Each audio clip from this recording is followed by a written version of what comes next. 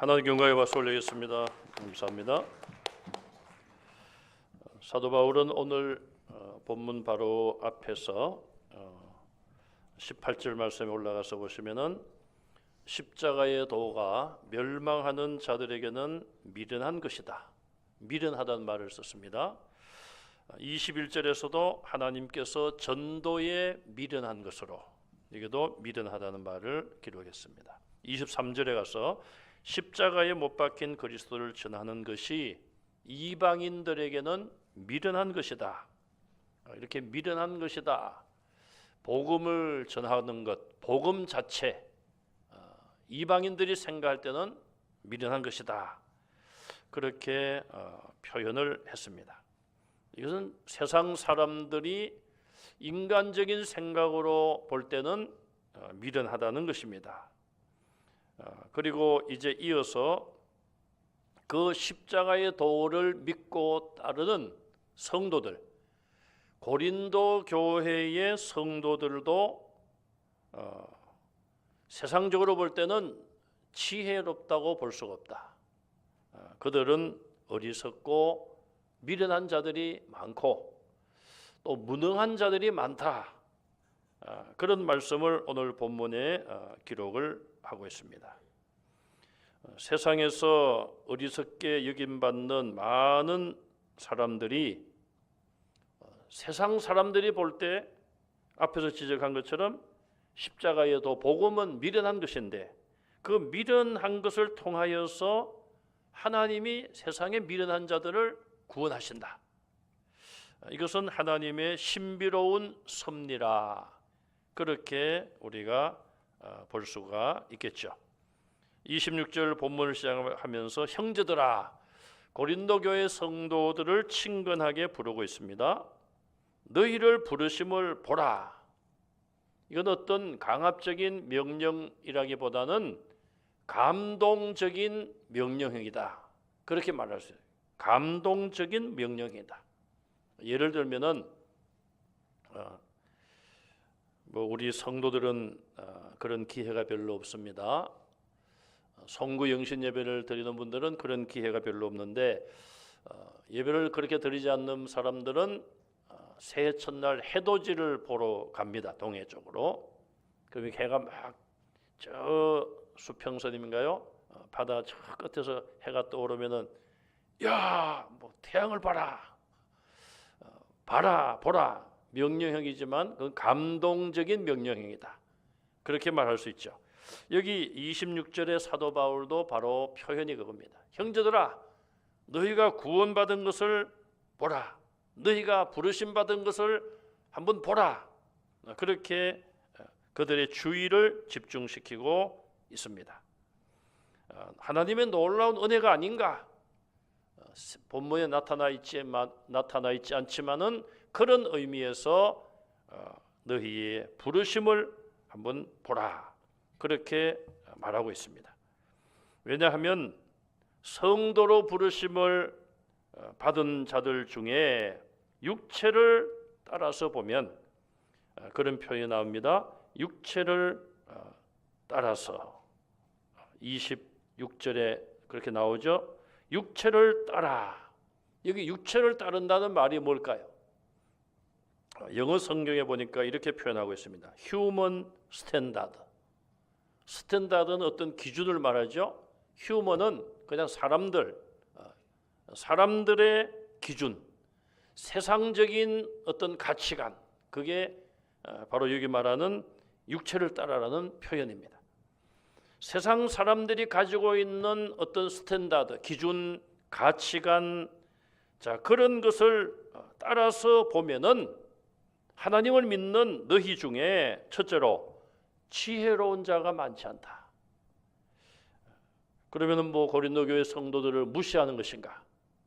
그것이 아니라 실제적으로 고린도 교회 안에 지혜로운 자가 많지 않다는 거예요.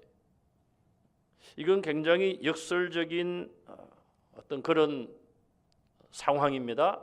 왜냐하면 이 고린도라는 도시도 헬라 철학의 영향을 받아가지고 똑똑한 사람들이 꽤 있었을 것이고 변론이나 웅변 이런 걸 잘하는 자들도 있었을 것입니다.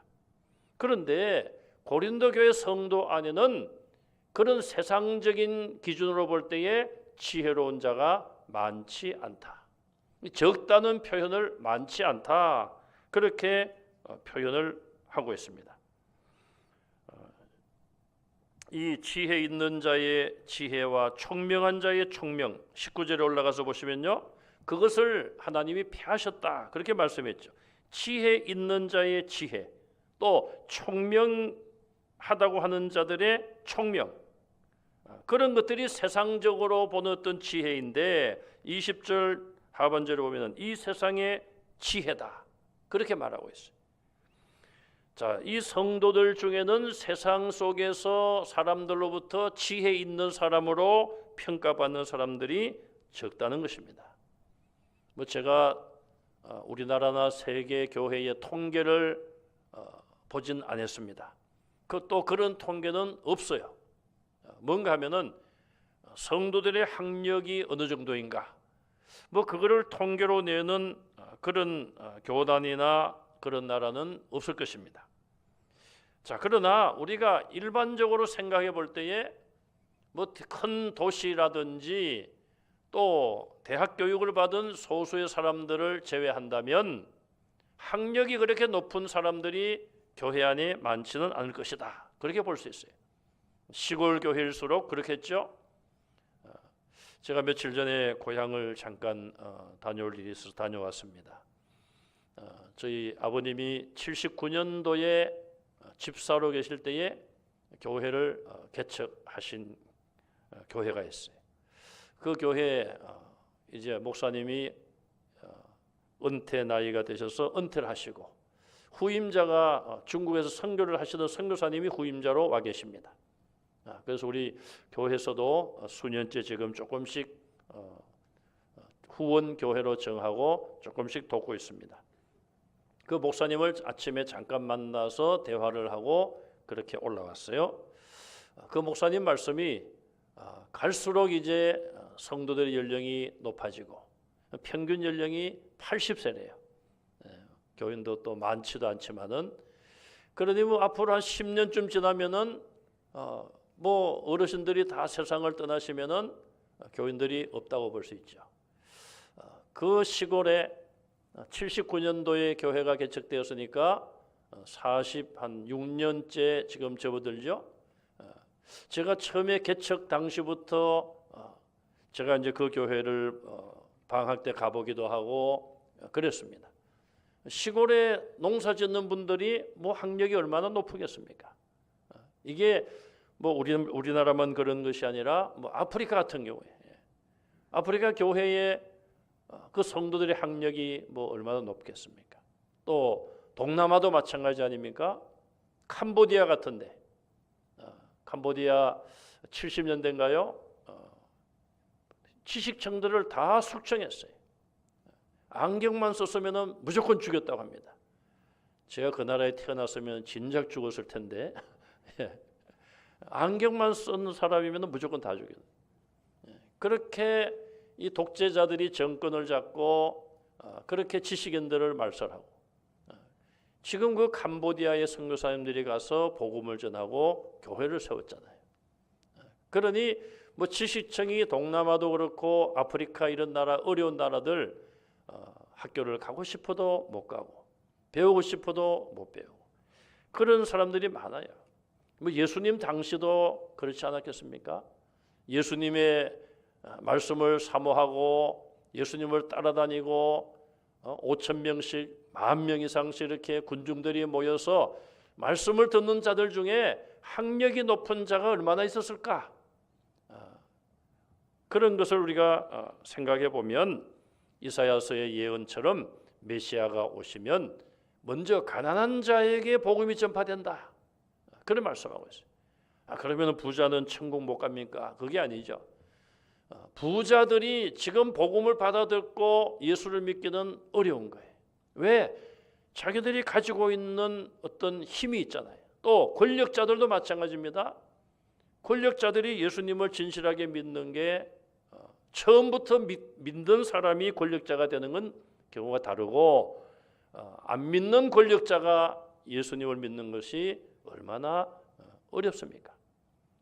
윤 대통령 보세요. 오늘 뭐 자진 출두인지 체포해서 갔는지 공수처에 가서 뭐 조사를 받는다고 하는데 왜 주변에 그렇게 도사, 법사, 심지어는 거기 또 빠지면 서운할세라 목사까지 명품 가방을 들고 가서 그런 난리를 하는지 참 권력자들이 뭐 정치인이기 때문에 어쩔 수 없다고 하지는 몰라도 왜 그런 지금 세상이 어떤 세상인데 그렇게 비과학적인 뭐 주술, 뭐 무당, 점치고 그런 사람들에게 둘러싸여 있어서 되겠습니까? 어쨌든 예수 믿는 사람들 중에 교회 안에 고린도 교회 안에 제가 또 우리 교회 안에 이러면은 제가 또 성도님들을 무시한다 오해를 받을 수 있으니까 본문 말씀 그대로 그냥 고린도 교회 안에 지혜 있는 자가 많지 않았다 이렇게 바울은 말씀을 하고 있습니다. 고린도 지방에 철학자들도 많이 있었고 스스로 지혜롭다고 하는 자들도 많이 있었어요. 그러나 그들은 복음을 대부분 받아들이지 않았습니다. 그러나 지혜가 없는 자들, 미련하다고 생각하는 자들, 무시당하는 자들, 오히려 하나님은 그들에게 복음을 듣게 하시고 그들의 마음을 열게 하셔서 하나님의 자녀로 삼아주셨다는 것입니다. 예수님을 믿음으로 가장 지혜로우시고 지혜의 근본 되시는 하나님의 자녀가 되게 하셨다는 것.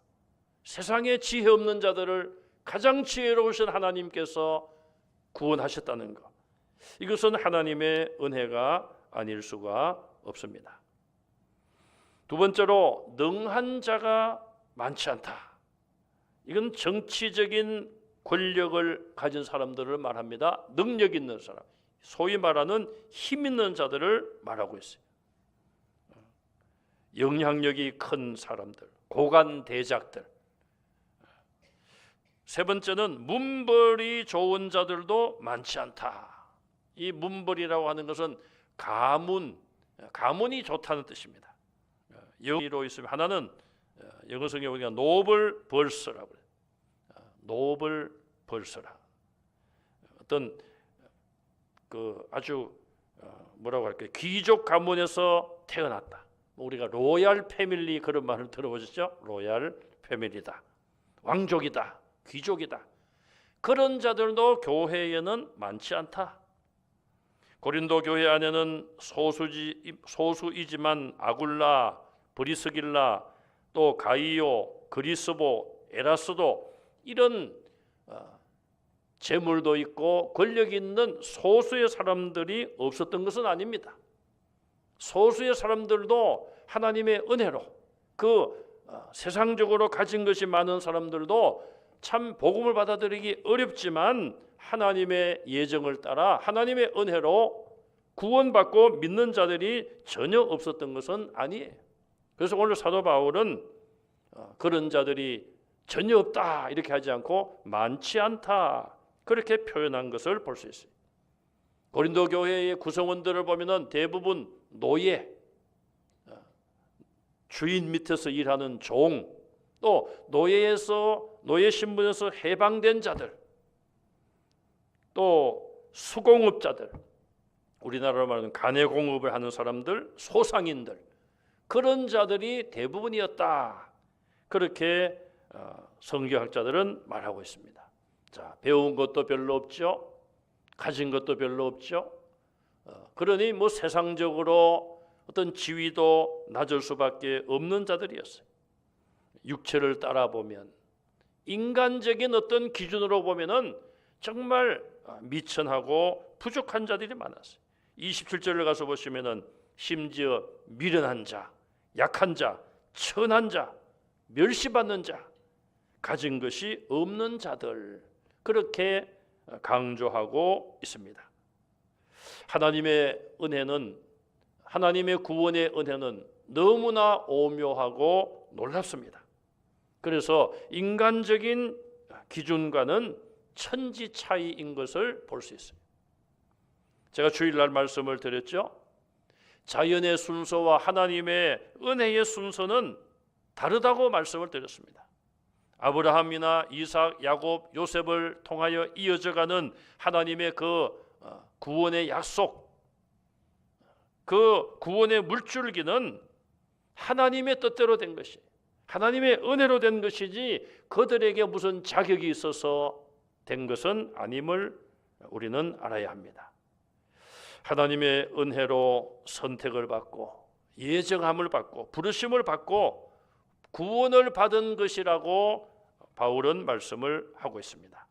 고린도 교회 성도들뿐 아니라 우리 모두도 다 그런 상황 속에서 하나님의 구원을 받았습니다. 하나님께서는 이런 부족한 사람들을 하나님의 자녀로 선택하셨어요. 그리고 그들을 사용하십니다. 어디에 어떻게 사용하십니까? 27절을 보시면은 그들을 통하여 세상적으로 지혜 있는 자들을 부끄럽게 합니다. 또 강한 자를 약하게 만들고 가진 자들을 패하게 하십니다. 하나님은 그런 약한 자들을 그렇게 강하게 하나님의 도구로 사용하시는 것을 말씀합니다. 이 말씀은 인간의 지혜와 능력으로는 인간을 구원하지 못한다는 것을 이야기하고 있습니다. 존 칼빈의 5대 교리 가운데 전적 무능력이라는 교리다. 인간이 범죄했기 때문에 아무런 선을 행할 능력이 없다는 것이고 인간 스스로를 구원할 수 있는 능력이 전혀 인간 자체에게는 없다는 그런 교리가 바로 전적 무능력이에요. 세상의 지혜로, 세상의 권력으로, 세상의 재물로는 인간을 구원할 수가 없다.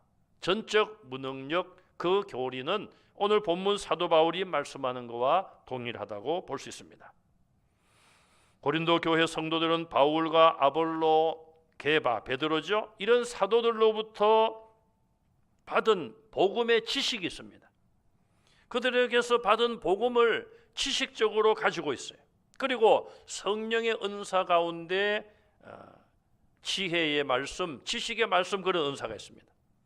은사로, 성령의 은사로 받은 언변, 자, 이것들을 세상적인 지혜와 능력으로 간주했다는 것입니다. 성령 하나님이 주신 것을 그런 어떤 지혜와 말의 어떤 능력, 이런 부분들을 세상의 능력이나 지혜와 동일시했다는 거예요. 그러다 보면은 어떤 문제가 생깁니까? 자기들이 가지고 있던 세상적인 지혜와 능력, 그런 것을 다른 성도들과 비교도 하게 되고 그런 가운데 교회에 분열이 올 수밖에 없었습니다. 그래서 사도 바울은 27절에 그런 자들을 부끄럽게 한다, 2번씩이나 강조해서 말씀을 하고 있어요. 자, 그러면 28절에서 왜 인간의 지혜와 능력과 문벌들을 패하려고 하실까요?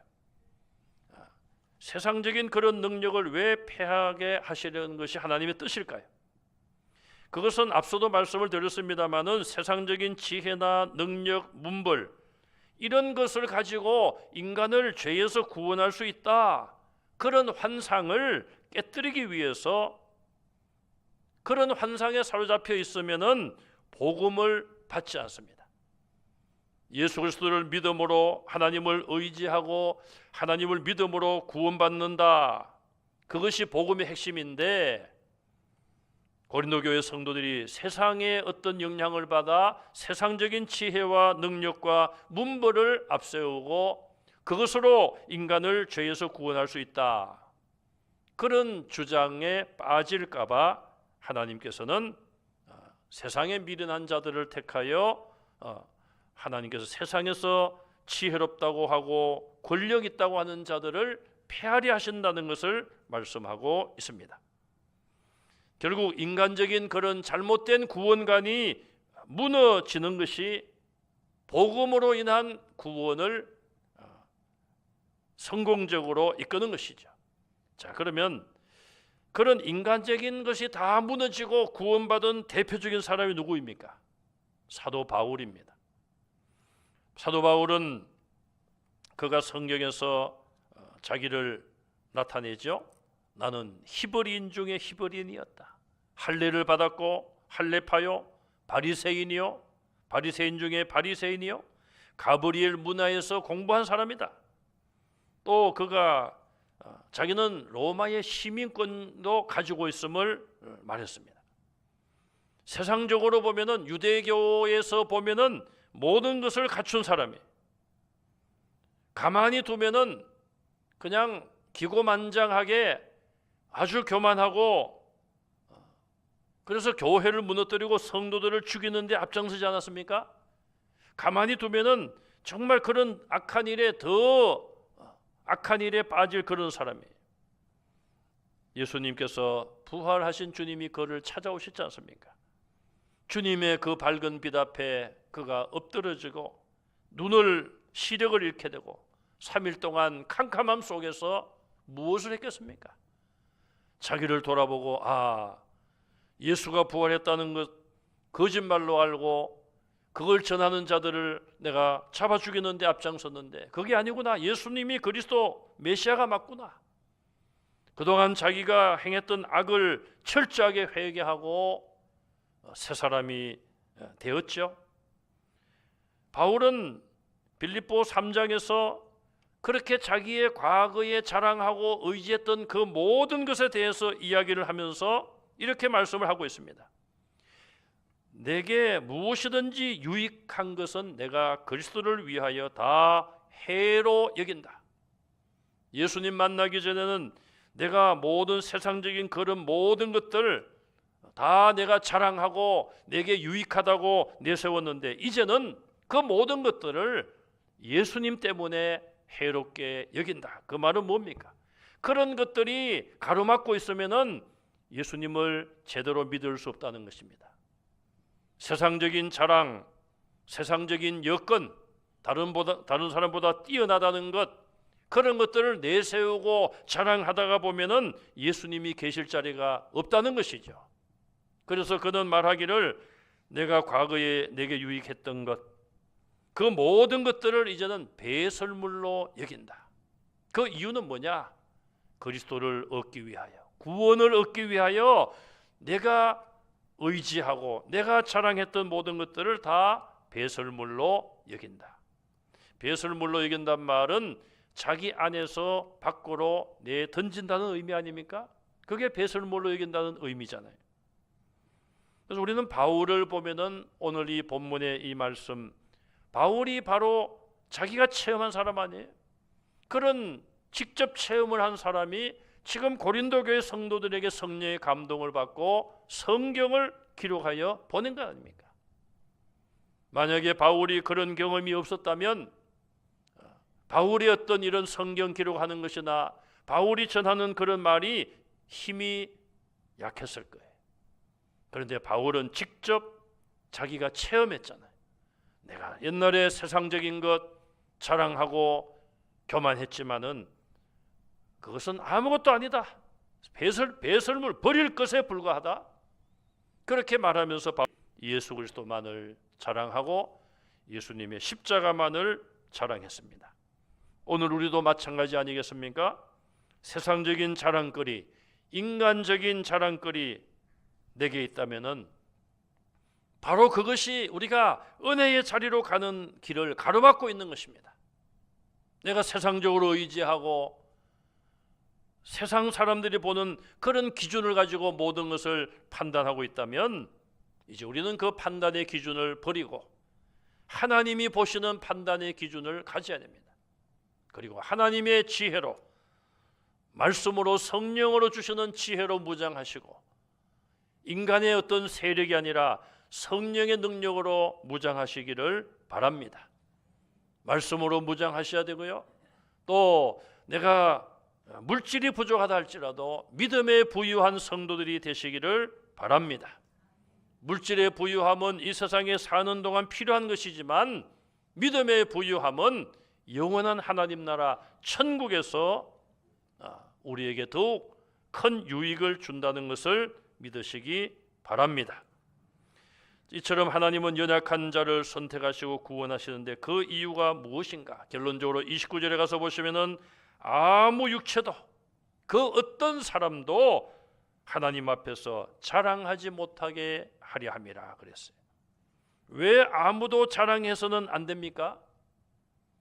30절에 이유가 나와 있습니다. 우리 모두는 하나님으로부터 나왔기 때문이라 그랬어요. 또 예수 그리스도 안에 있다.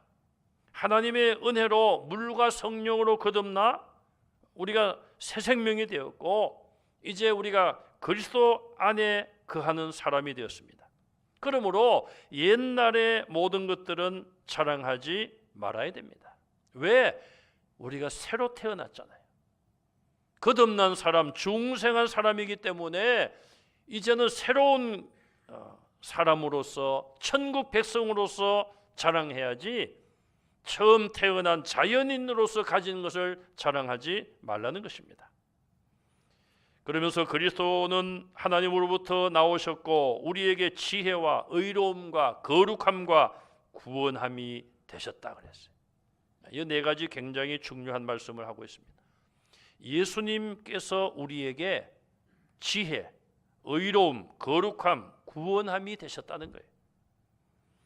인간적인 세상적인 기준의 그런 것들이 아니라 하나님의 아들이신 예수님, 십자가에서 우리를 대속하신 예수님을 통하여 우리는 영적인 참 지혜를 얻고 또 십자가의 보혈로 죄 씻음을 받음으로 의롭다함을 얻게 되고 예수님처럼 하나님처럼 거룩한 성품을 닮아가고 그 마지막 결론은 구원에 이르게 하셨다.